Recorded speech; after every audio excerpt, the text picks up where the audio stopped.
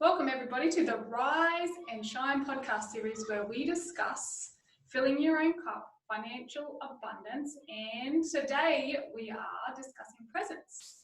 So I am lucky enough to have a phenomenal young lady here with me today. Her name is ℚ𝔼𝕼𝕼. Hello. And she is my sister-in-law. So I want to introduce you to Alice. I'll give you a little bit of an introduction about Alice and how we met and what our relationship is like now. And then she's going to impart some wisdom to you all about presents. And what is this presents word that gets bandied around the social media industry and how to do it and what it is and perhaps some real lifetime strategies that you could possibly use in your life right now. So I met Alice, how many years ago, Alice? 11. 11 years ago. So I would have been 30 or 29, still in my 20s. Yeah. And you would have been 18. She's a fair bit younger than me. And I remember I was just turning 19.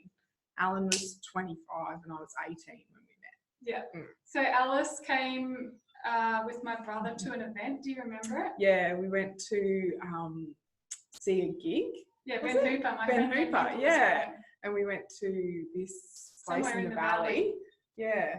And I remember being like so nervous because like Alan and I had only just started seeing each other and I was like going to meet his sister for the first time. I was like, oh God, what's she going to think of me?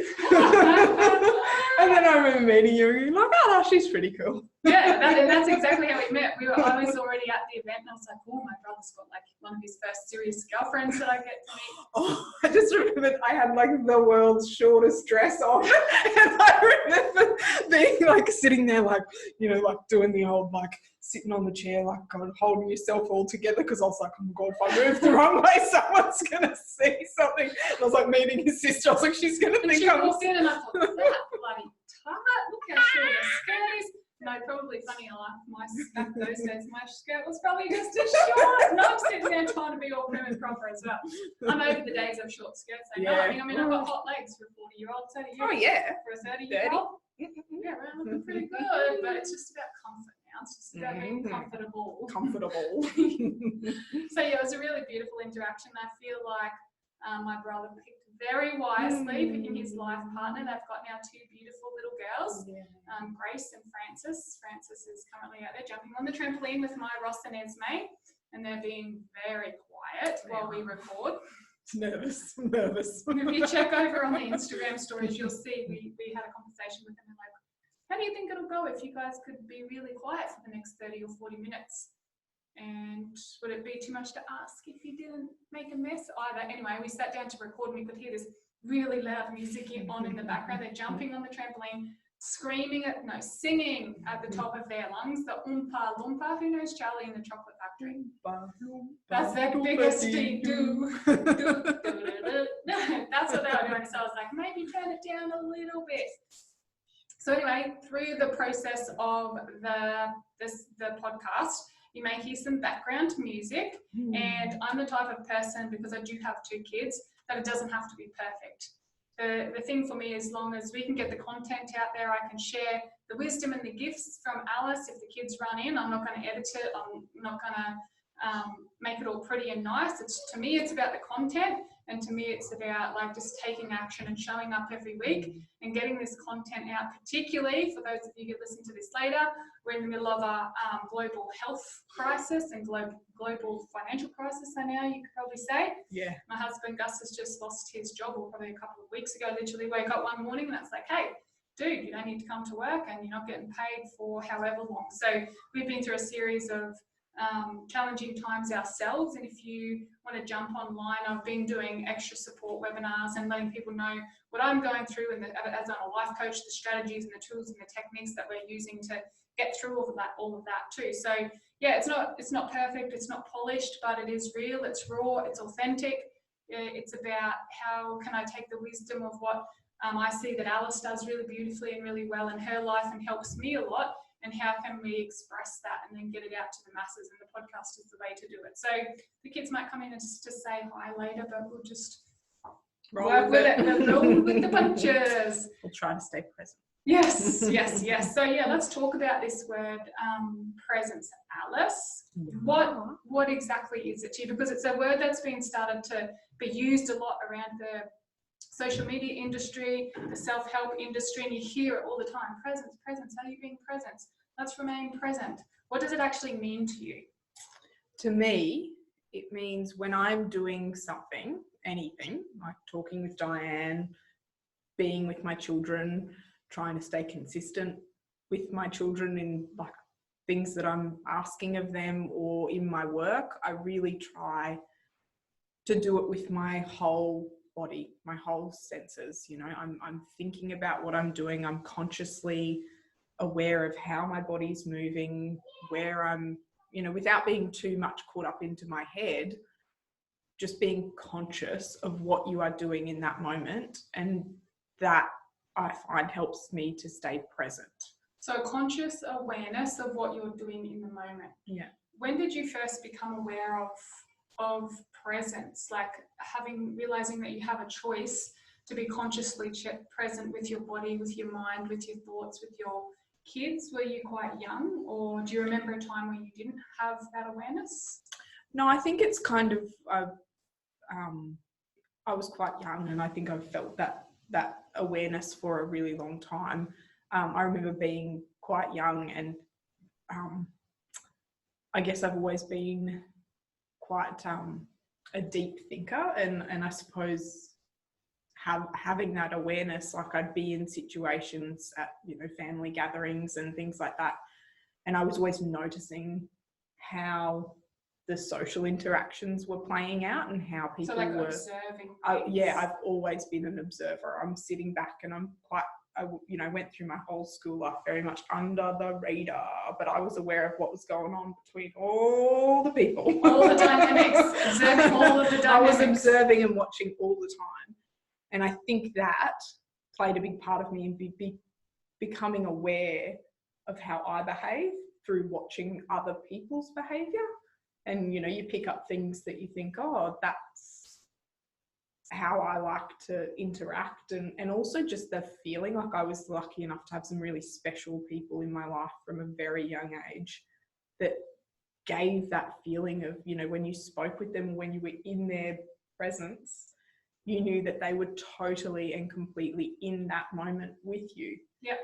And that feeling is really special. So you wanted to be able to do that for other people? Yeah, 100%. And so, yeah, it just grew with me. Yep. So what I heard Alice say is that she used to observe and she used to watch people. So if presence is something you're calling into your life right now and want to explore with us, perhaps you could start by being present by watching other people, because it actually can be really, I don't know if confronting is the right word. When you get really present with yourself for the first time, if you've always been in your head, or you're reacting to life in the first time you get really deep presence within yourself, it's quite powerful. And it can be a little bit, I don't want to use the word scary, but it was scary for me, and it was really confrontational. So you can start by just observing and being present with other people's behaviors and languages. And then as you're observing, you can pick out, like what Alice did, oh, I like that quality, I like how that played out. I might take some of that. She was around certain people in her life, they were very present with her, and she recognized how that made her feel.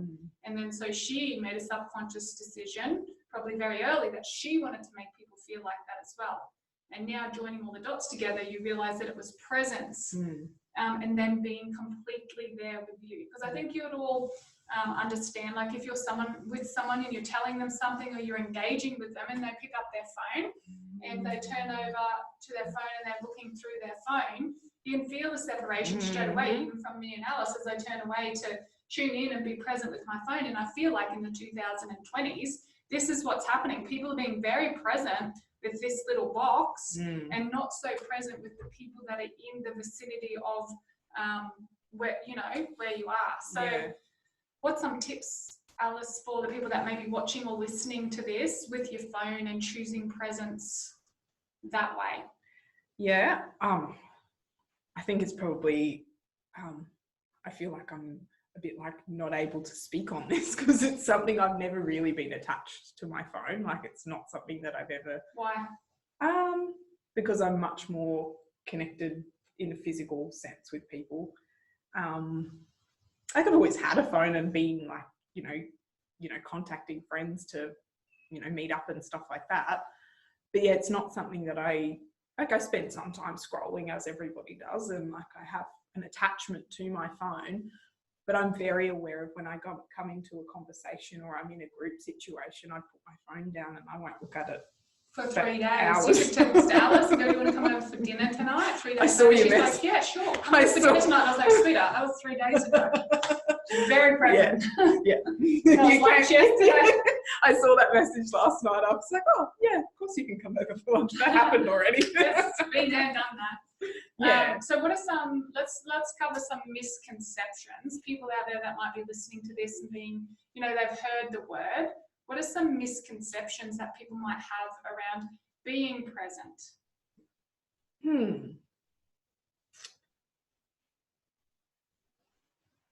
That's a good question. Or I suppose like people might think that if you're present, like if you're doing a task and your hands are moving and your body is doing all of the things that are achieving that task, but your mind is completely in another place. And like I've been there, I'm a daydreamer from way back. So give us an example. Of me daydreaming? So yeah, so your hands are doing something. Yeah. Because I see that, to put it in the 3D world for us, we have a mind, we have a body, and we have a spirit or a soul. And so what can be happening is that your body is doing something reading. Okay, reading for me is a time where I'm often not present. So I'll pick up a book, say, I mean, this is a very engaging book, so maybe it wouldn't happen with this book.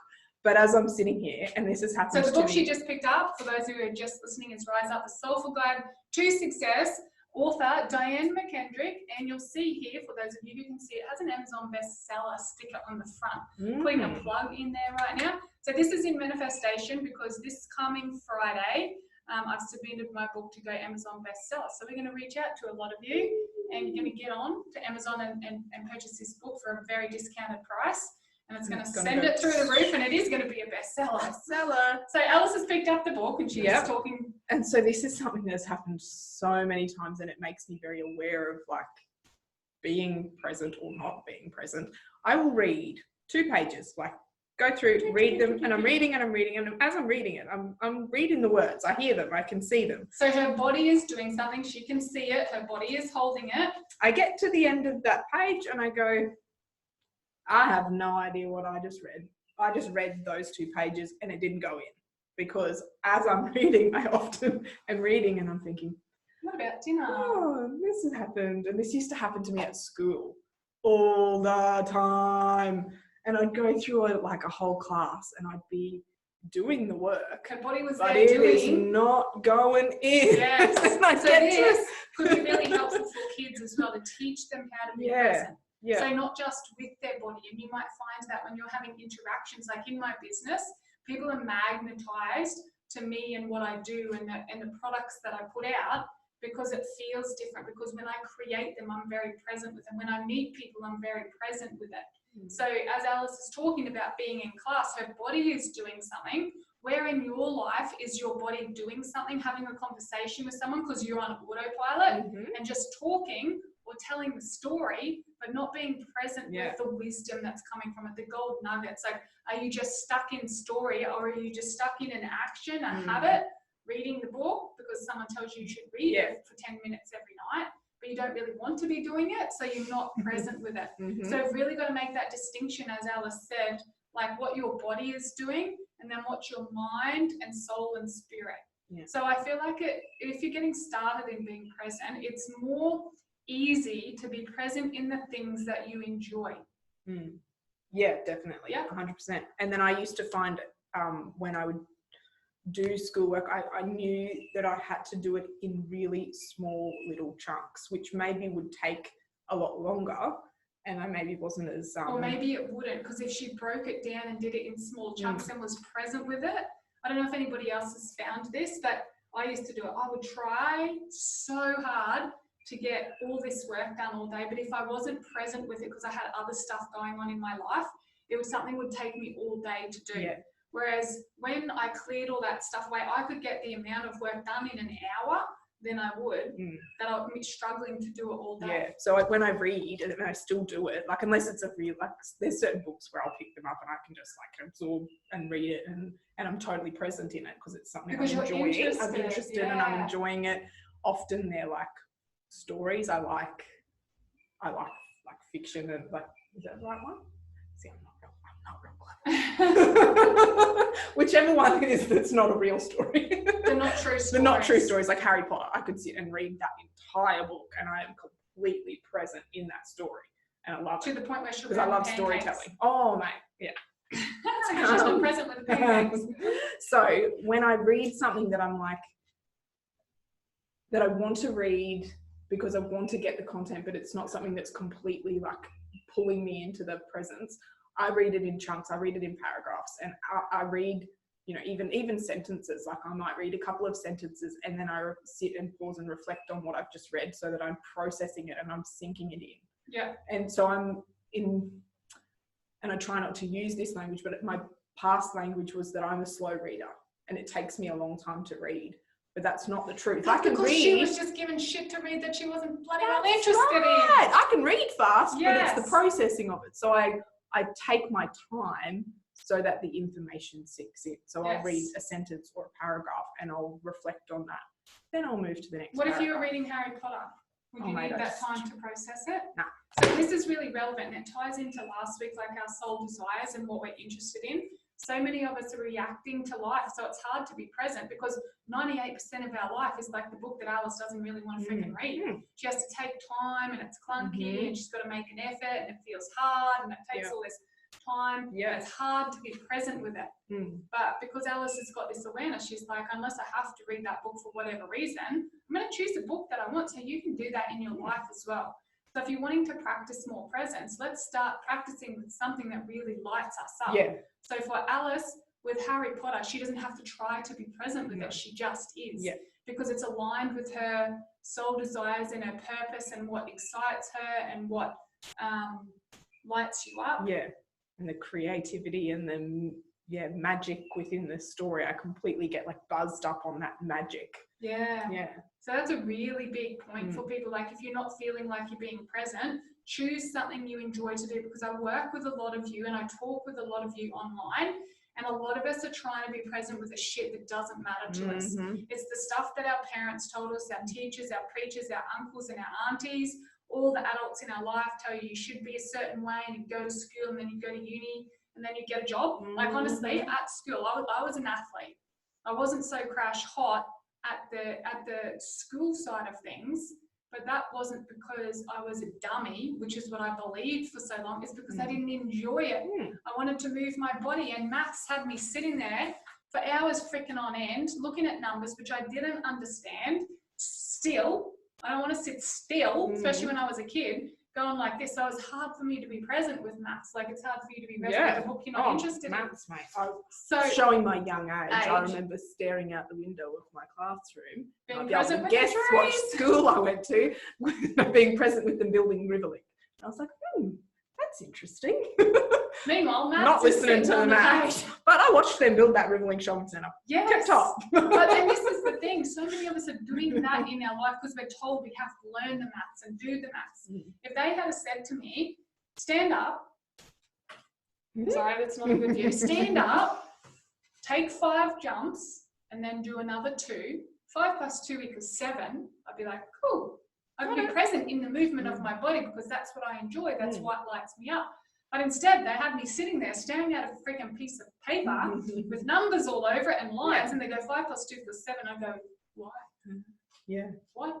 Why do I just had no idea with it. So I created this belief system that I was a dummy, I was a sporto, and I was no good at school. Look at me in my business. It is flying because I love it. I'm present with it. I infuse it with love and light, and I get the work done. Like even is stuff that like the numbers I had a belief system that I was no good at numbers because I wasn't present with it as a kid, but now I'm present with it and I can do the numbers as good as anybody because I made a commitment to something that matters to me and I made it about someone else.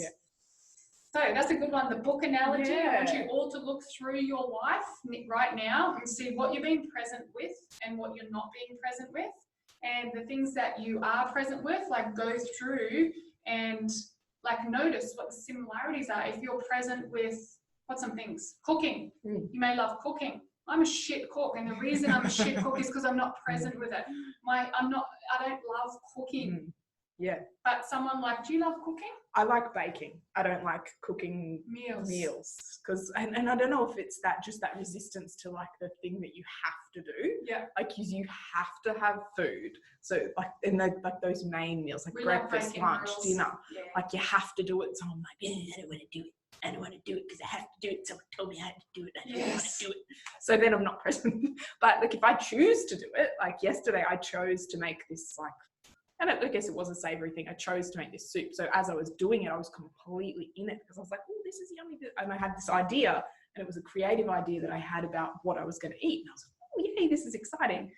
And it was fun, and I enjoyed it, and it tasted beautiful. Yes. But there's been plenty of meals that don't taste very good because I'm like, and she's not present with the meal. Yeah. So what we want to do is help you become aware of what you're being present with, what you're not, and the similarities between the things that you are and that you aren't. And when you do that line of questioning, and when you practice with the things that light you up, that you enjoy, that you don't have to try to be present with, what we can do is duplicate those feelings, duplicate that essence over to the things that we kind of have to do to get along. Like for me, it's cooking. Yeah. Or that bloody jigsaw puzzle this morning. Yeah, I gave them a jigsaw puzzle. And my kids really want just 500 pieces. It's like reflection. It's tiny. Crazy hard. 500 pieces for someone that doesn't like jigsaw puzzles. And I really had to choose present because I was triggered at the start because I was like, oh my gosh, I'm going to end up doing this. They're going to put crap everywhere. But it was a good lesson in me of it just being present. And I feel like when you're in presence, something that I've learned too is there doesn't necessarily have to be an outcome. I am so driven, like outcome driven, that my presence is for a reason. But in true presence, you're not thinking about the outcome because that's in the future.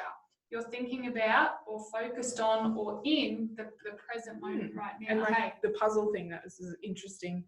Like we were saying about chunking down, like, and reading your little bits of the book that just to try and sink it in.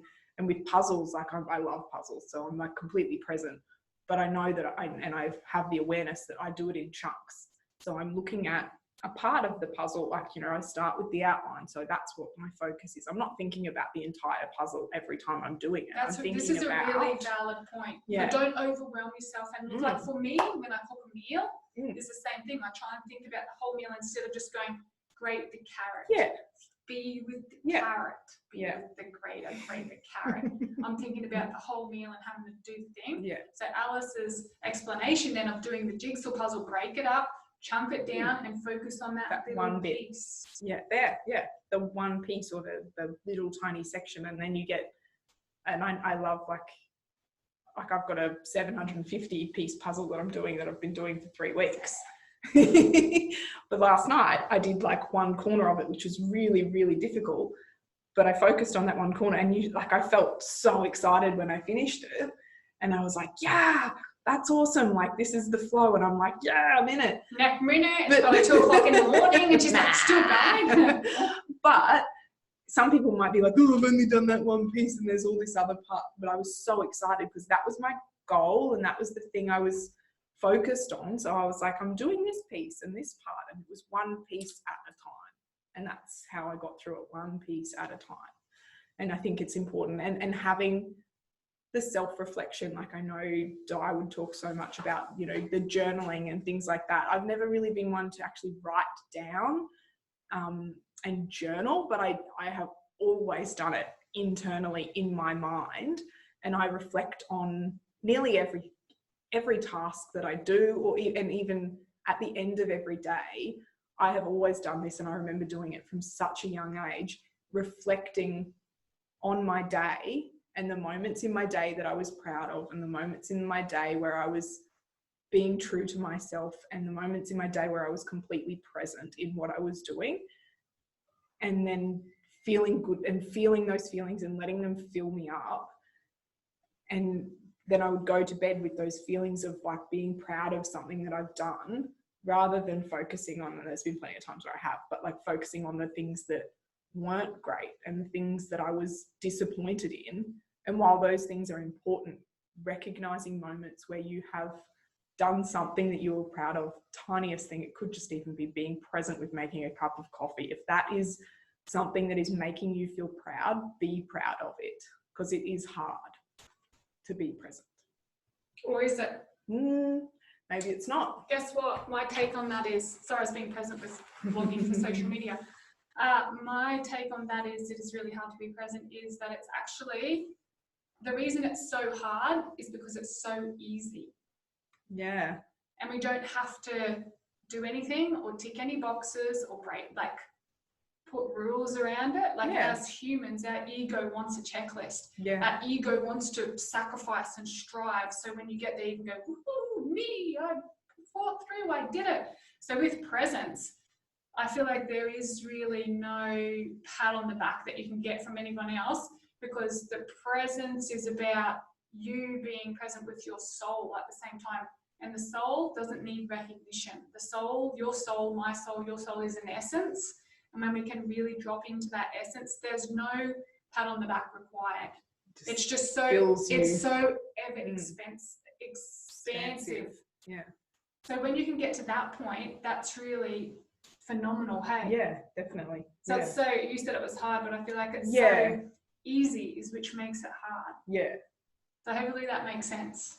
Yeah. It's hard because it's easy. Yeah. And we want shit to be hard because then we feel like our ego thinks we've accomplished it. So be proud of those easy moments, because and I suppose that's what it is, that we are more not aligned, but more thinking of the things that were difficult and being proud of things that were really hard to do, and slogging through and then being like, yes, I did that thing, awesome. And we don't pride ourselves on the things that we take for granted and the things that happen naturally and come naturally for us. Consciously competent. Yeah. Consciously competent. And even talking like this about being present, because it is something that has always been come easy for me. I've never, until recent years, I would never have thought of that as a skill. And I would never have thought of that as something that I could be proud of, because I was like, it's just who you are. Yeah. The way it is. And I'd be like, oh, I got nothing that I'm good at. I remember thinking this as a teenager with my brothers that were really good at physical things that you could see, sports. Performing or sports or, singing. And I was like, oh, I got nothing that I'm good at. But I'm good at being. And that's pretty cool. And I'm proud of that now. Yeah. Yeah. But I don't need to pat on the back. It just fills you up. When you feel whole, you're fulfilling your soul desires, and you're, doing those things that light you up.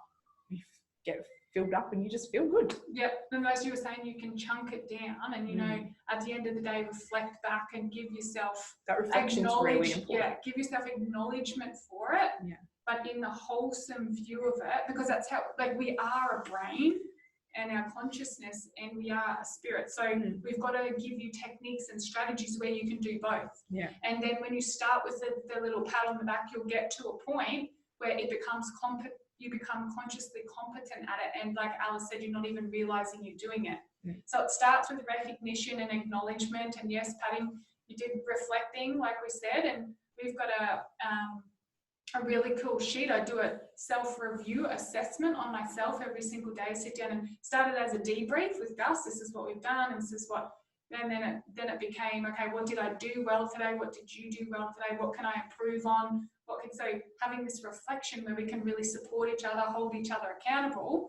And then the things that sort of a week ago, we needed the pat on the back or the accountability, now become we're consciously competent at.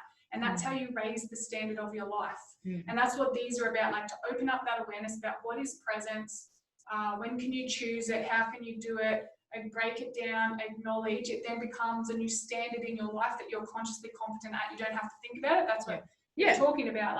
Alice used to think she wasn't good at anything because it couldn't be seen by the eye.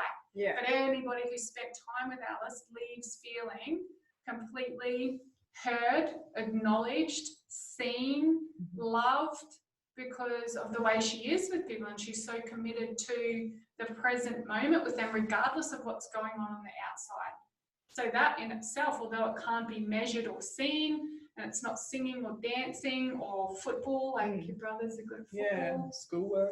Or schoolwork, it can't be measured. And I feel like that why in this human society, sometimes it's glazed over, the presence, because it's a feeling. You can't describe it, you can't measure it. And like I said, where we're taught to live from, our brain, most of the time, wants the measurements. It wants a metric. It wants the woohoo, I did this feeling, and I overcome that. Whereas when you're present, there's no hierarchy, is there? And there's no questioning. Yeah. It's just so and wholesome. And that was just something that just dropped in for me there when you were saying that, was like, you know, often things that we want to achieve that are measurable and things are something that we can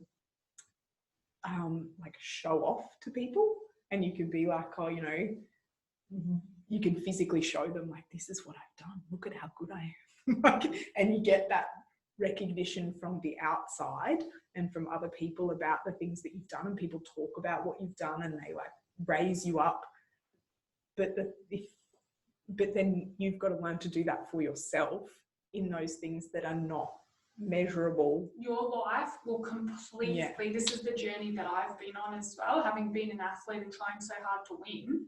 And so everybody else would acknowledge me. Maybe when I get that, I'll be happy. When people notice me, I'll be happy. Yeah. And it's not, when you can be fully present with yourself, you can make those accomplishments, we'll call that, for the want of a better word, and not tell a soul and feel as good or better or fulfilled and wholesome.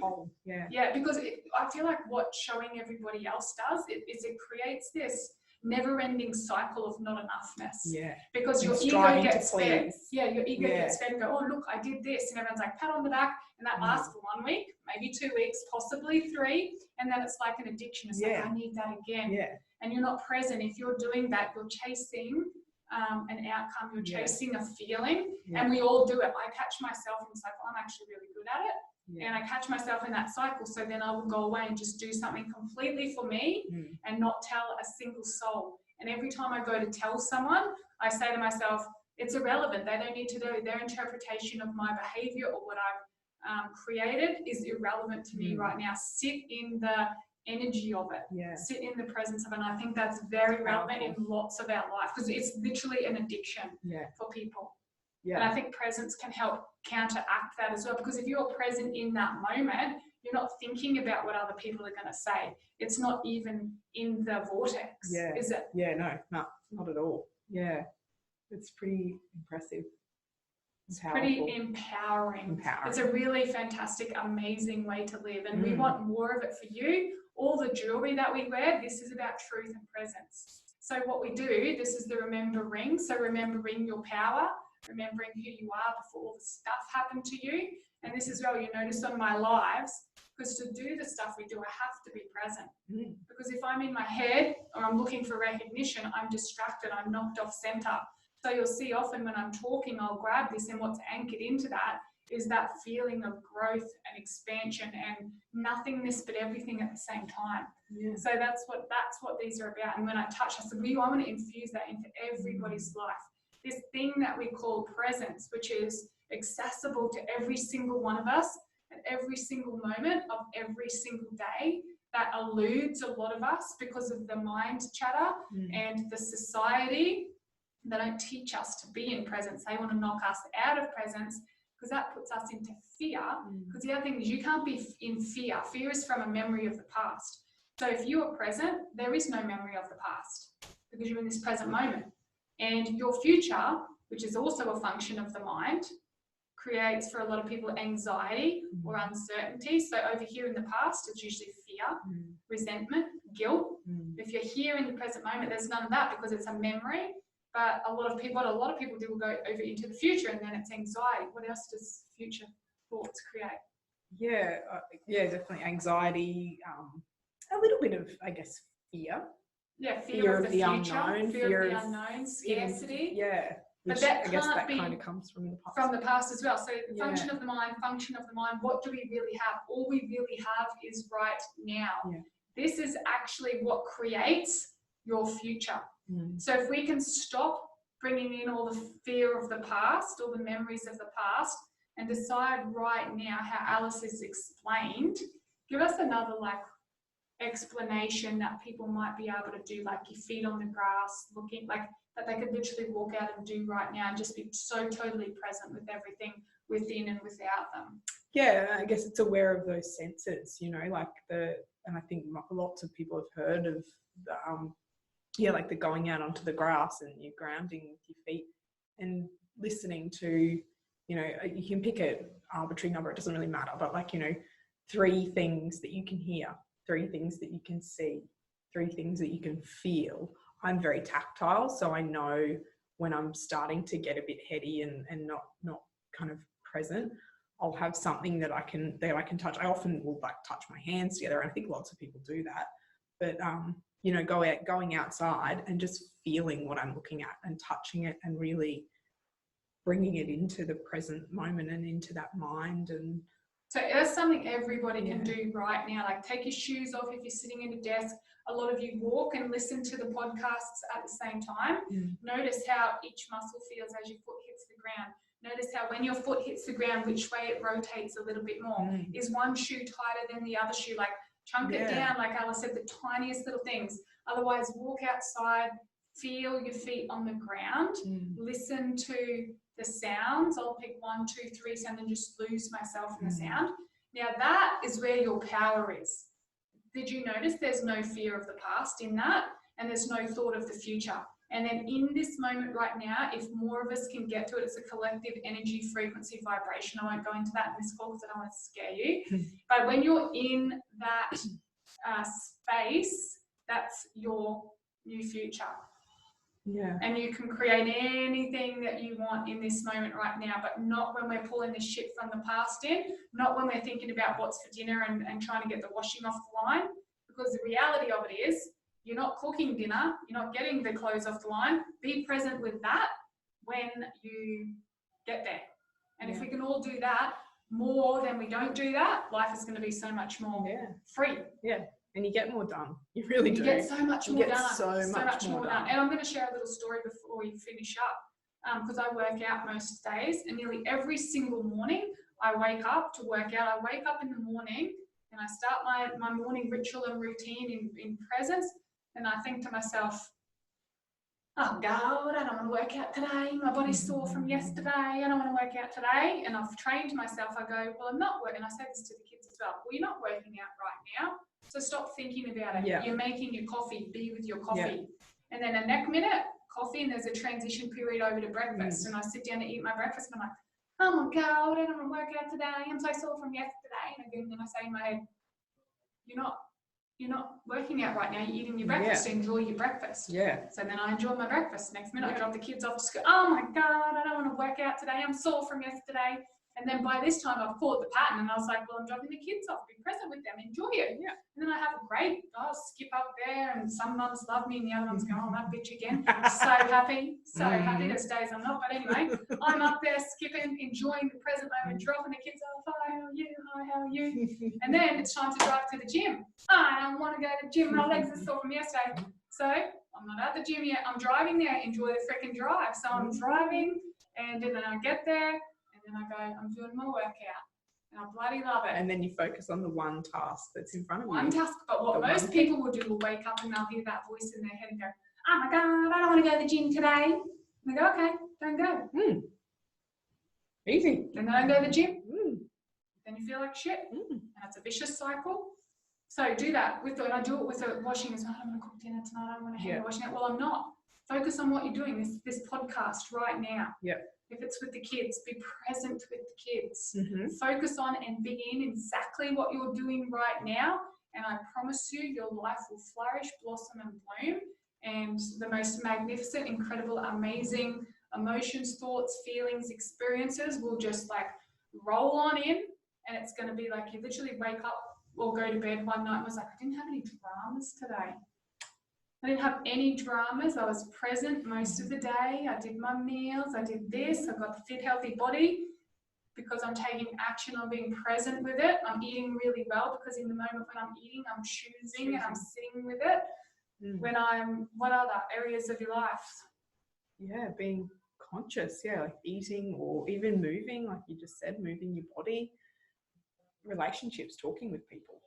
You know, like some people get so hung up on having conversations with people, or like, you know,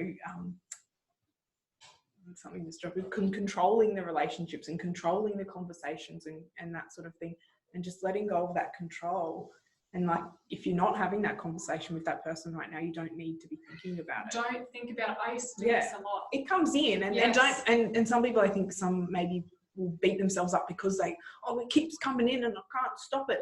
You're not going to stop the thought from coming in, but choosing how you react to that or thought. Choosing presence. Like if you're cooking dinner, you can't be thinking about that. No. I either allocate time. If I need to have one of those conversations where it keeps coming in, I allocate time where I can sit and be present with my thought process. 5 or 10 minutes, and usually actually while I'm driving. And then by the time I get to the person, or I demand my subconscious, this is what I'll do so I can stay present. I demand my subconscious to go find the answers and do the work while I'm being present with whatever is in front of me. And then it comes back, and then I see the person and I've worked through it without having to have the freaking drama. Think about it.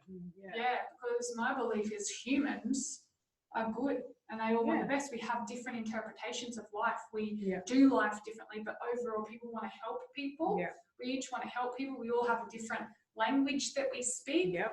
But I've worked with thousands of people now and they want the best for everybody. Everyone wants to help someone. And if we go into with that belief system, life is a very different experience. Because if you think everyone's out to get you, that's a hard way to live, and it's hard to be present, because what you're doing then is looking for people to attack you all the time. And you're looking into the future, you bring in the past forward, and you're not present. Like I used to be that too, looking around for people to be attacking me, telling me I'm not good enough, to criticize me. So of course, because I was looking through that filter, what did I see more of? That people attacking you, people telling me because I was doing it to be wrong, being present in my own greatness. And you think about that, like in workplaces, often like you'll have people to eat, like, you know, people are like, oh, that cow, she always tells us what to do, and oh, she'll have something to say about this. But maybe if you just think about it from a different angle, like you take that information that somebody's going to give you and you take it with gratitude, and you be thankful. Oh, thanks for sharing that with me. I'm truly grateful for information that people give me, even if it's different to how I am going to achieve that task or how I'm going to undertake that job. That doesn't mean that it's not valid. Their feelings, their thoughts, and sometimes you get something from it. And most of the time, they're not coming at you to tell you that, oh, you did this the wrong way. They're coming at you because they think, oh, this will help you, or I enjoy doing it this way, so I'm going to share this with you. And they're coming at it from a place of sharing and giving rather than overpowering. And it's an opportunity too. If you react or you're triggered in that moment to that person's offering to you, then that's where the work needs to be done. Sit and be present with that. Because if someone, it gives me an opportunity to see where I'm disempowered in my life. If someone comes to me and tells me a different way to do it and I react to that, that's my stuff. They're just trying to help. They're just trying to make the system better in their way. It happens all the time in the workplace and in families too. And genuinely people just want it the best, and people have different values. So someone with a value of time, and their time is their most important thing, is going to do a job very differently to someone whose value is the complete opposite. What's the opposite? Not perfection, but if your value is efficiency and you want things done fast, and somebody else is more about effectiveness and having it perfect, this person's going to find the way to do it fast. This person's probably going to take a bit longer because they want it to be a certain way. That would be me and you. Because we would have the same task, and I'd be like, just freaking get it done, go. Like, I'm moving on to the next thing. And Alice would be like very present with it and sit down and look at the feeling. And this is a bit crooked. And I was like, I don't care if it's crooked because the information's out there. Whereas you're more of a visual, and I love formatting because I love spending that time making it, you know, getting the lines right and getting it all into symmetry and like how it So looks instead on of me page. being annoyed or offended when Alice comes to me and goes, Di, this can't go out like this, I can be grateful and say, well, you do what you do really well. And I'll just keep coming up with the ideas. And that's been a big lesson for me because I always thought I had to do everything myself. And I can't because I'm not good at that stuff. It comes out and it looks unprofessional. And my business has gone to the next level now. So I have to step up and get the experts on board that I make my shit straight. Honestly, if you see some of the stuff I do, but the heart is there. And that's just an example of someone could say something to you. And if I've got a button to put on it, I have a process I do in the monthly mastermind that helps you stop being offended. We go through and own all the traits, all of your traits, all the good ones that we attach to and we share with the social media. Like I'm activated and energized and I'm doing all the things. And then we attach to that. There's only one side of the coin. On the other side of the coin, as activated as I am or you are, you have to be lazy. You just have to be. We don't want to share this part with the world because it's perceived bad. What are people going to think if they know Diane McKendrick sits on the couch and eats chips? Because, and this is another call, but what happens is in your soul desire or the area of your life, like we were talking about with presence, you'll be really activated in that area of your life. Like I'm activated in doing this for you guys, but I've been lazy in my relationships lately. I haven't seen my mum and dad. Well, I rectified that yesterday. I went and spent some time with them. But I hadn't seen some of my closest friends because I was being lazy in my relationships. Did I hit myself and belt myself up about that and go, oh, you lazy bitch?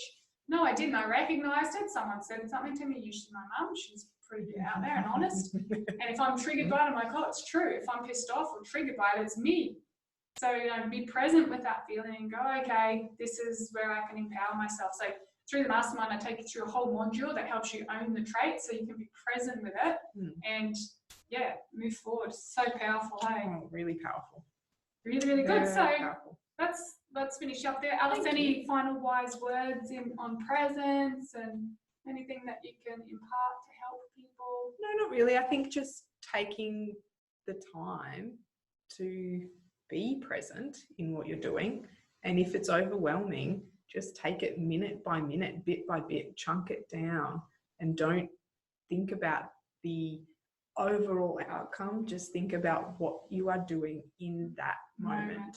Even if it is picking up the book. And looking at I've picked up the book, I'm looking at the book and I'm feeling the book. I'm not thinking about the fact that I have to read the entire book because that's going to make me feel overwhelmed. Just picking it up and I'm looking at it and I'm taking that moment in and I'm opening the page and then read it bit by bit by bit, just bit by bit. So remember the book analogy. Little by little by little by little by little. I don't know this song, but I'm a good dancer. I didn't want to show you Alice's dance before she goes. Little by little by little by little by little. Always dancing on our things. Yep. So remember the book analogy, and particularly now with everything going crazy out in the world, I noticed some days, and I put this on one of my other calls, I felt completely overwhelmed. I didn't know where to start. And I walked into the bathroom, and this is my thing now. Shit's falling down around my ears, literally, and I find it really hard to be present with craziness. I just straighten the bath mat. There you go. And I just walk in and say, I'll just straighten the bath mat. I'm just going to be with the bath mat right now. I'm going to line it up along that line. And if I come back in and it's moved, just straighten it again. And it just gives me a moment in the day to feel like I've got some certainty over something. Yeah. Be present with the bloody well bath mat. It's funny because I do that. Your life. I do that all the time. Like I do it with the towels in the bathroom. I just straighten them up. Not because I have to, not because anyone's going to notice. Just because I walk in and I'm like, there you go. Good job. So with that really wise piece of wisdom, that gold nugget, straighten the bath mat, I want to thank Alice DWYER. Thank you. Auntie Alice Thanks DWYER for listening to us. for coming in today, and thank you all you guys for listening. Super excited to take you through this journey with us. So remember, I've got the extra support webinar on Thursdays at 12:30. You can jump into that just for the next couple of weeks because it's how I know to support with the extra coaching. Keep an eye out for this lady's space. You might be seeing her more often around the place. Yeah, so thank you very much, everybody, and let's be present.